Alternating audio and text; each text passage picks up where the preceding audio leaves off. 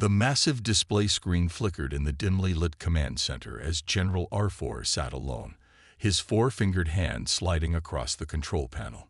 The morning shift wouldn't start for another 3 hours, but sleep had become a stranger to him lately.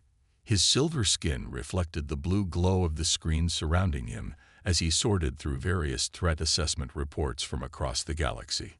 "Computer, continue playback of archive file E2047, he commanded, his voice breaking the silence of the empty room. The screen came alive with footage that made his antenna twitch with interest. The recording showed a group of humans, dirty and exhausted, holding off an attack force 3 times their size. Instead of maintaining proper formation like any sensible military unit, these humans scattered, used the ruins around them for cover, and somehow managed to coordinate their attacks without any visible command structure. R4 leaned forward, his large eyes widening. In all his 200 cycles of military service, he had never seen anything like this. The humans were adapting their strategy in real time, something that went against every principle of the Stellar Confederation's military doctrine. "Computer, pause and analyze combat effectiveness," he ordered. The computer's response was immediate. Analysis shows 73% combat effectiveness, despite tactical chaos. Warning: methods do not conform to any known military standards. R4 felt his heart beating faster. He had been reviewing potential threats to the Confederation for months now, but something about these humans was different. They didn't fight like the other species he had studied. Where others saw chaos, he began to see patterns. Beautiful, unpredictable patterns. "Computer, access additional Earth combat footage." Multiple time periods, he commanded, his fingers drumming on the armrest of his chair. The screen split into 4 sections, each showing different human conflicts across their history. In one corner, soldiers charged across a muddy field under heavy fire to rescue a fallen comrade. In another, a small group held a narrow mountain pass against overwhelming odds. The third showed urban warfare, with humans using their environment in ways that defied conventional military logic.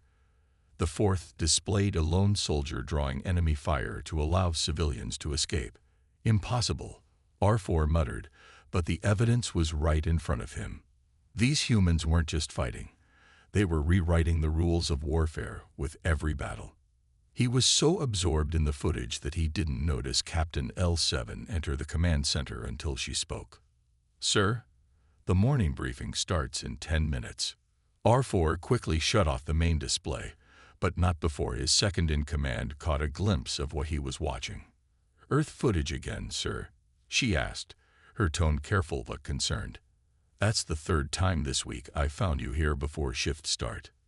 "Just doing thorough research, Captain," he replied, straightening his uniform as he stood. "We can't be too careful when assessing potential threats." "Of course, sir," she said, though her expression showed doubt. "Though if I may speak freely, you seem rather fascinated by these humans." R4 paused before responding, choosing his words carefully. "Have you ever seen a species that fights like they do, Captain? No rigid formations, no standard protocols, yet they achieve results that our simulations would declare impossible." "That's exactly why they're dangerous, sir," L7 replied. "They're unpredictable, wild." "Or perhaps," R4 said quietly, more to himself than to her, "they understand something about warfare that we don't." He gathered his tablets for the morning briefing, but his mind stayed fixed on what he'd seen. The humans' apparent disregard for military convention shouldn't work, yet it did. They fought with a passion and adaptability that made the Confederation's celebrated military precision look stiff and limited in comparison. As he walked to the briefing room, R4 knew he would be back tomorrow morning, studying more footage, trying to understand these fascinating creatures who turned military doctrine on its head. What he didn't know was that these early morning sessions would soon change the course of his life forever. 3 weeks had passed since General R4's first discovery of human warfare footage, and his fascination had grown into something more intense. His private quarters, once a model of military tediness, now looked like a war room dedicated to studying Earth's history. The walls displayed holograms of various human battles. His desk was covered with tablets containing translated texts about Earth's military history. He had even started learning the human language called English to better understand their combat communications. Computer, play footage item 47B again, R4 said, standing in front of his largest screen. It showed a group of human soldiers in what the records called Vietnam. They were completely surrounded by enemy forces, running low on supplies, but refusing to surrender. His antenna twitched as he watched them fight. Instead of following standard military protocol and surrendering to preserve their forces, the humans created diversions, set traps, and fought with incredible determination. They eventually broke through the enemy lines in a way that violated every principle of conventional warfare. A knock at his door interrupted his viewing. "Enter," he called out, quickly trying to organize some of the scattered tablets. Captain L7 stepped in and stopped, her eyes widening at the sight of the room. "Sir, you missed the afternoon tactical review. And what is all this?" R4 looked around, suddenly seeing his quarters through her eyes. Every surface was covered with human military data. Even his bed had been pushed against the wall to make room for more holographic displays. "Research, Captain." "Just research," he said, but his voice lacked conviction. "Did you know that humans have a concept called sacrifice play? It's when one soldier deliberately draws enemy fire to save others. Our military simulations would mark such actions as illogical, but humans." He trailed off, gesturing to a screen showing exactly such a scenario. L7 stepped closer, concern evident in her expression. "Sir, with respect, this seems more than just research. When was the last time you slept?"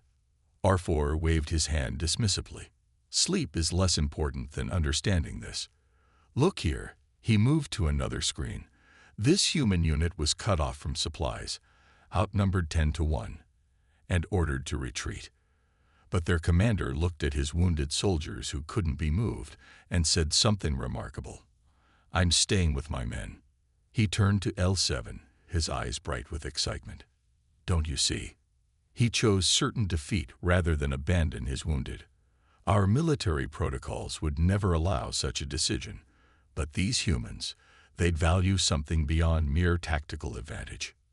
"Sir," L7 said carefully, "perhaps you should take some leave. This level of involvement with a single species' military history isn't healthy." "Healthy?" R4 laughed. "What's not healthy is how blind we've been. We've built our entire military doctrine on the assumption that warfare can be reduced to mathematical formulas and rigid protocols. But humans prove there's more to it." He picked up a tablet and began reading. "For the fallen warriors who gave their tomorrow for our today. They write poetry about their battles." L7. Poetry. Their military history isn't just tactics and strategies. It's filled with stories of courage, sacrifice, and something they call brotherhood. L7 took a step back, genuinely worried now. The general she had known for years, famous for his logical approach and perfect adherence to protocol, was talking about poetry and brotherhood in warfare. "I'll reschedule the tactical review for tomorrow morning." "Sir," she said, backing toward the door, "please try to get some rest." But R4 barely noticed her leaving. He was already absorbed in another piece of footage, watching humans fight house to house in a ruined city, using techniques that would get any Confederation officer immediately court-martialed. "Computer, start new analysis series," he said to the empty room. "Focus on human small unit tactics when conventional options are exhausted, and cross-reference with their concept of never leave a man behind." As the computer began its analysis, R4 knew he was going down a path that would change him forever. But he couldn't stop.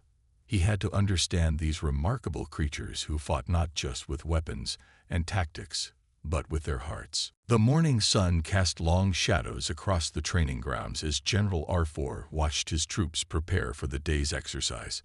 Today would be different. Today, he would try something new. "Sir," Captain L7 approached with a tablet in hand, "the units are in position for standard formation practice." R4 nodded, but a slight twitch of his antenna betrayed his excitement. "Change of plans, Captain. Today we're running scenario Earth 7. L7's silver skin paled slightly. Sir, that's not an approved training scenario. It is now, R4 said, pressing buttons on his command panel.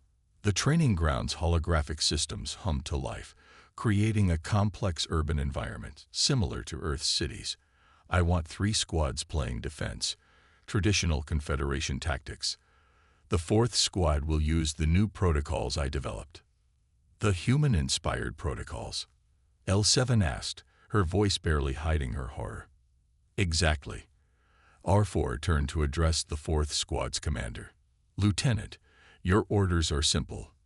Adapt, improvise, and survive. Use the environment. Forget everything you know about proper military formation." The lieutenant stood stiffly, clearly uncomfortable. "Sir, that goes against all our training." "That's the point," R4 said, his voice firm. "Begin exercise." What followed was chaos. Beautiful, effective chaos. While the 3 defensive squads maintained perfect formation and followed standard protocols, the 4th squad scattered like leaves in the wind. They used the simulated buildings for cover, created improvised barriers, and moved in unpredictable patterns. R4 watched with growing satisfaction as the traditional units struggled to counter these unconventional tactics. His experimental squad was outnumbered but consistently outmaneuvering their opponents. Then came the signal he'd been dreading. A priority communication from High Command. They had been monitoring the exercise. The holographic image of Commander T1 appeared, his expression stern. "General R4, explain yourself. What is this disorder I'm witnessing?" "Sir, I'm testing new tactical approaches based on successful combat strategies from the humans." T1 interrupted, his voice cold. "Yes, we've heard about your recent obsession. This is unacceptable. You're training our soldiers to behave like savages." R4 felt his heart racing, but he stood his ground. "With respect, Commander, look at the results.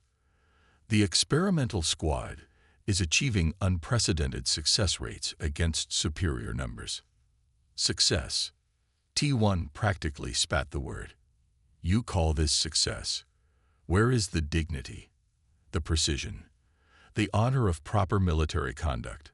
On the training ground, the experimental squad had just completed a perfect flanking maneuver that would have been impossible with traditional tactics. R4 pointed to the display. "They're fighting smarter, sir, adapting to circumstances rather than blindly following." "Enough." T1's hologram grew larger. "You will cease this experiment immediately. All units will return to standard training protocols. And you, General, will report to High Command tomorrow for a formal review of your fitness for command." The hologram disappeared, leaving a heavy silence. R4 stood motionless, watching his experimental squad. They had just achieved something remarkable, something that could revolutionize their military doctrine. And High Command couldn't, or wouldn't, see it. "Sir," L7 approached cautiously. "Your orders."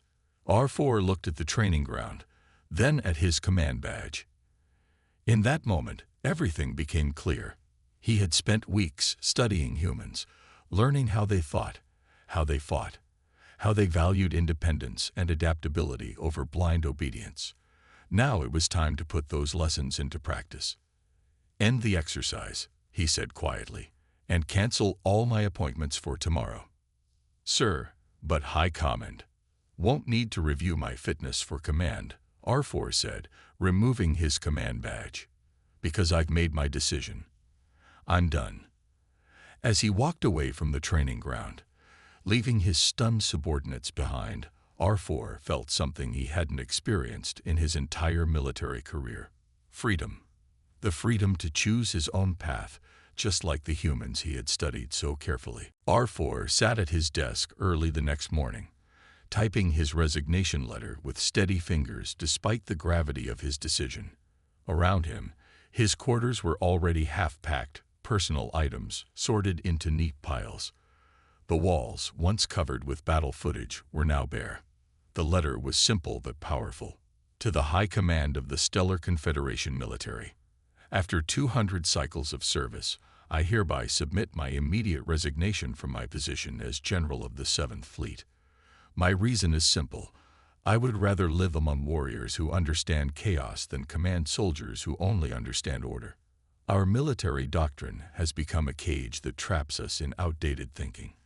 While studying Earth's military history, I have discovered that true strength lies not in rigid formations or perfect protocols, but in the ability to adapt, to think independently, and to fight for something beyond mere victory.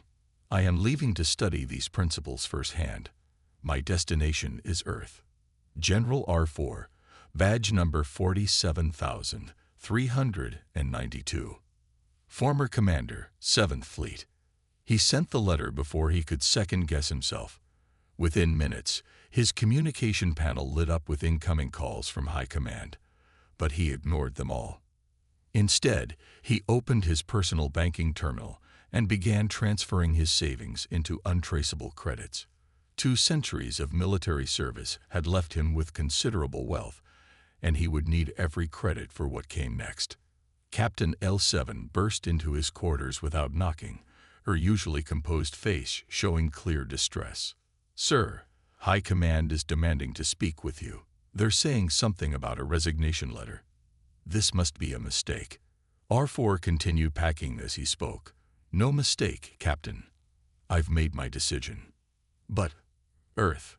L7 looked at the travel documents displayed on one of his screens. "Sir, that's madness. Earth is classified as a death world. The gravity alone could crush you and the humans." She trailed off. "The humans are exactly why I'm going," R4 said, carefully wrapping his ceremonial blade. "I spent months studying them from afar. Now I need to understand them up close." "They're dangerous," L7 protested.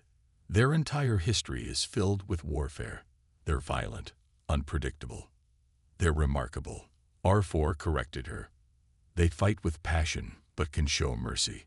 They break every rule of warfare we know, yet they've created art and music that moves hearts across the galaxy. I need to understand how they balance these contradictions." His terminal chimed. Confirmation of his travel arrangements. In 6 hours, a civilian transport would take him to the Outer Rim, where he could catch a ship to Earth. He had chosen New Zealand as his destination, remembering footage of its beautiful landscapes and relatively peaceful history. L7 watched him pack, her antenna drooping with concern. "The military will never let you return if you do this. You'll lose everything. Your rank, your pension, your status." "I'm not losing anything," R4 said softly. "I'm gaining an opportunity to learn something new. Something real." A loud banging at the door interrupted them. Military police, no doubt. High Command wasn't taking his resignation lightly. R4 quickly grabbed his packed bags and moved to the hidden emergency exit that every high-ranking officer's quarters contained. "Captain," he turned to L7, "thank you for your loyal service. I hope someday you'll understand why I had to do this." Before she could respond, he pressed his hand against the wall panel. A secret door slid open, revealing a narrow escape corridor. The banging on the main door grew louder. "Tell them I was already gone when you arrived," he said, stepping into the corridor. "That's an order, my last one." As the hidden door closed behind him, R4 felt strangely calm. He had spent his entire life following orders and maintaining perfect discipline. Now he was breaking every rule his society held dear, and it felt absolutely right. His path to Earth, and to understanding the warriors who had so captivated him, was just beginning. The New Zealand morning air felt thick and heavy in R4's lungs as he stepped out of the alien registration office in Wellington. After 3 weeks of space travel and 2 days of paperwork, he was finally, officially, an Earth resident.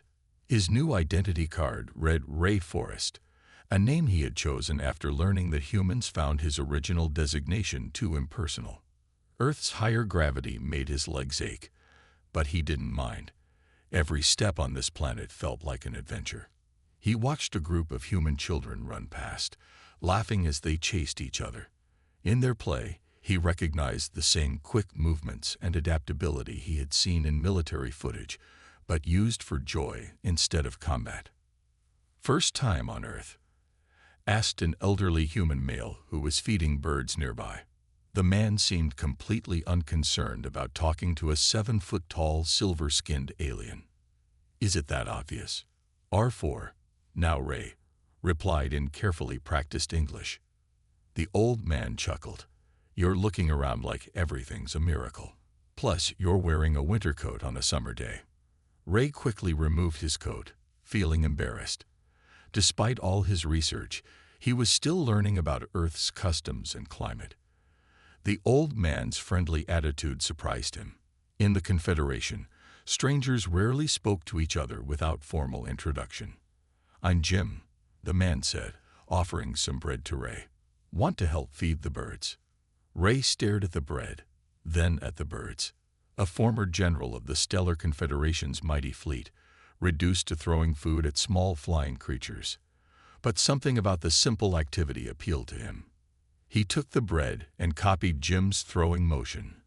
"You're doing it wrong," a young voice said. A small human girl had stopped her play to watch him. "You have to break it into smaller pieces, like this." She demonstrated, and the birds quickly flocked to her offerings. Ray adjusted his technique, feeling strangely pleased when the birds accepted his improved effort.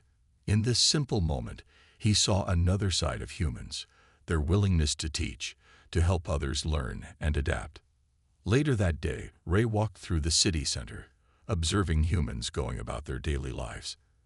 He passed a military memorial park where a ceremony was taking place. Veterans in uniform stood at attention while others laid wreaths. The sight was familiar. The Confederation had similar ceremonies, but something was different. He moved closer, listening to the speeches. The humans spoke not just of victory and duty, but of loss, friendship, and hope for peace. A young soldier helped an elderly veteran walk to the memorial. Their uniforms were different. They had fought in different wars, but they treated each other like family. "They're remembering the Battle of Wire Bridge," said a woman who noticed his interest. She introduced herself as a history teacher. "Would you like to learn about it?" Ray nodded eagerly, and for the next hour, she told him about a fierce battle where New Zealand soldiers had held a crucial position against overwhelming odds. But unlike the clinical battle reports he was used to, she spoke about the soldiers as individuals, their fears, their courage, their letters home. As evening approached, Ray sat on a bench overlooking the harbor. His tablet contained notes from everything he'd observed today. The playing children, the friendly old man, the girl teaching him about birds, the memorial ceremony, the history lesson. None of these experiences matched what his military briefings had said about humans being dangerous and unpredictable. A street musician nearby began playing something the history teacher had called a violin. The music floated through the air, and Ray watched as couples began dancing spontaneously on the waterfront. These were the same humans whose battle tactics he had studied, whose warrior spirit had amazed him. Yet here they were, creating beauty and joy with the same passion they brought to warfare. "Welcome to Earth," Ray whispered to himself, finally understanding that he had made the right choice. He had come seeking warriors, but he was finding something far more fascinating: humans in all their wonderful complexity. 3 months after his arrival on Earth, Ray stood at the front of a lecture hall at Victoria University of Wellington. The room was packed with students, military historians, and several high-ranking officers from the New Zealand Defence Force. His presentation title displayed on the screen behind him: Adaptive Warfare, a comparative analysis of Earth's military evolution. In the Battle of Thermopylae, Ray explained, pointing to an ancient map, 300 Spartans used terrain and unconventional tactics against a vastly superior force. This same principle appeared 2,500 years later in modern urban warfare. He clicked to show 2 images side by side. The pattern is clear. Humans have always valued adaptability over rigid doctrine.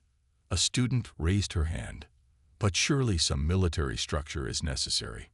Ray smiled, remembering how he once would have defended rigid military hierarchy. Structure isn't the problem, he replied. The problem is when that structure becomes more important than the people it's meant to serve. After the lecture, a group of veterans approached him. Ray recognized their combat medals. They had served in various conflicts around the world.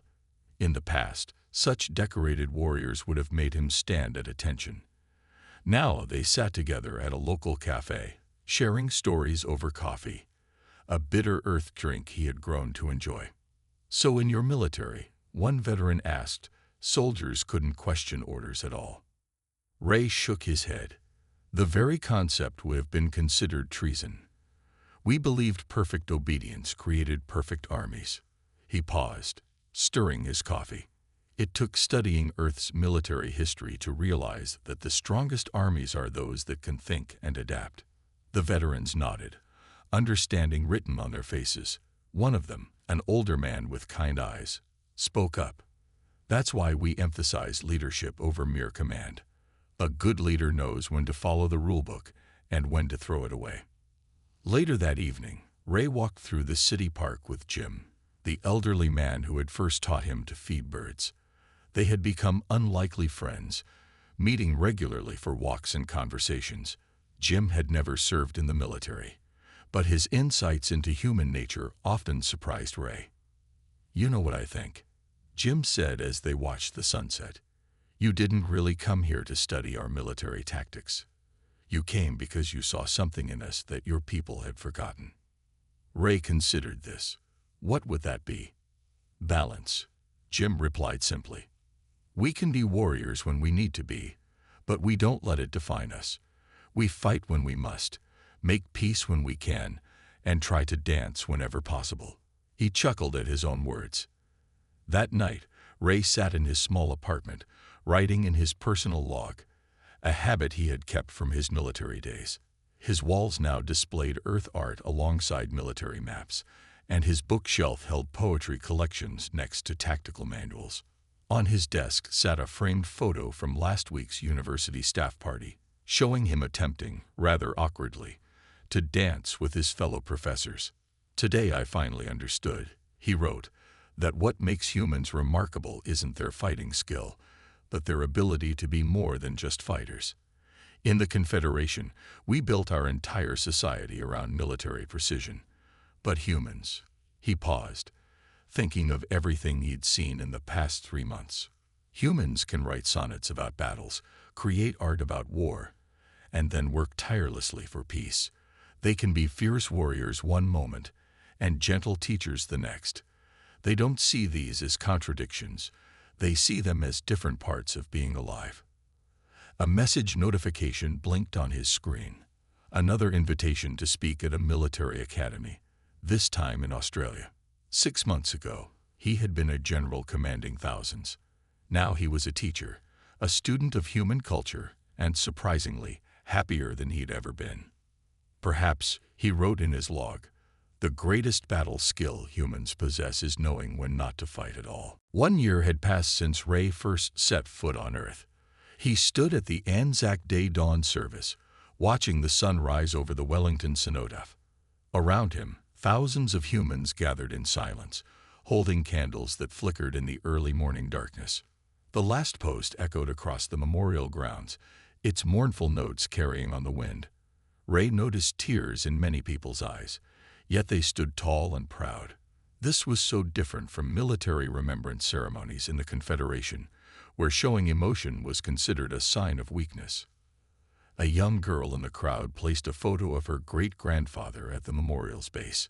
The old black and white image showed a young soldier smiling despite the mud and chaos of war around him. Ray thought about how that same warrior spirit had passed down through generations, not to promote war, but to preserve peace. After the service, Ray met with his usual group of friends at their favorite cafe. Jim was there, along with several veterans and university colleagues. The cafe owner, Maria, had saved their regular table and brought their usual orders without asking. "Hard to believe it's been a year," Jim said, passing Ray his coffee. Remember when you didn't even know how to feed birds? Everyone laughed, including Ray. His silver skin caught the morning light as he chuckled. I remember thinking humans were simply fascinating warriors.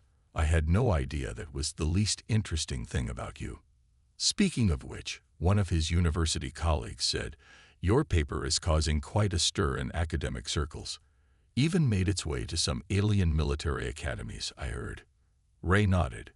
His recent publication, The Warrior Poets, Why Human Military Doctrine Succeeds Where Others Fail, had indeed attracted attention across the galaxy. Even the Stellar Confederation, which had officially condemned his desertion, had secretly ordered copies for their strategic command. The funny thing is, Ray said, I wrote that paper thinking it would help other species understand human military success. But it's really about something much bigger. Maria brought over some fresh scones. She had learned that Ray particularly enjoyed this earth food. "And what's that, Professor?" she asked, pulling up a chair to join them as she often did during quiet moments.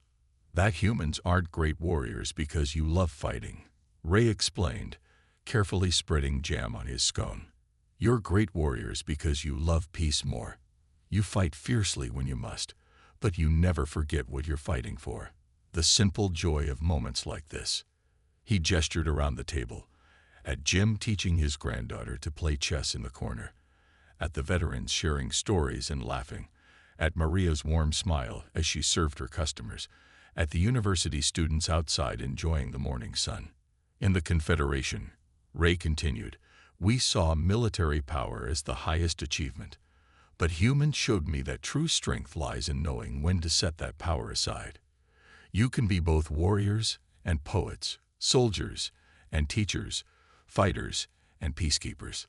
Later that day, Ray received a message from his old friend Captain L7. She had secretly kept in touch, despite the Confederation's ban on contact. Her message was brief but significant. "Your paper is changing minds here. Some of us are beginning to understand what you saw in humans. Maybe someday." Ray smiled as he typed his response. "The humans have a saying. The journey of 1,000 miles begins with a single step. My first step was watching their battle footage. But my most important step was learning to feed birds with a kind stranger." That evening, as Ray walked home along the Wellington waterfront, he stopped to watch some street performers. A group of young soldiers on leave had joined the dancers, their combat boots moving smoothly across the pavement. In that moment, Ray saw everything he had come to love about humans: their ability to shift from warriors to dancers, their talent for finding joy in simple moments, their gift for turning strangers into friends. He was no longer General R4 of the Stellar Confederation, and he couldn't be happier about that fact. He was Ray Forrest, a teacher on Earth, still learning new things about humans every day. And he had finally understood their greatest strength: not the power to win wars, but the wisdom to choose peace, the courage to show emotion, and the ability to dance even after knowing battle.